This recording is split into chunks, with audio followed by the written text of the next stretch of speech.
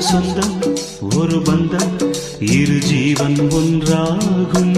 இளங்கண்ணி உன்னை எண்ணி உயிர் காதல் பண்பாடும்.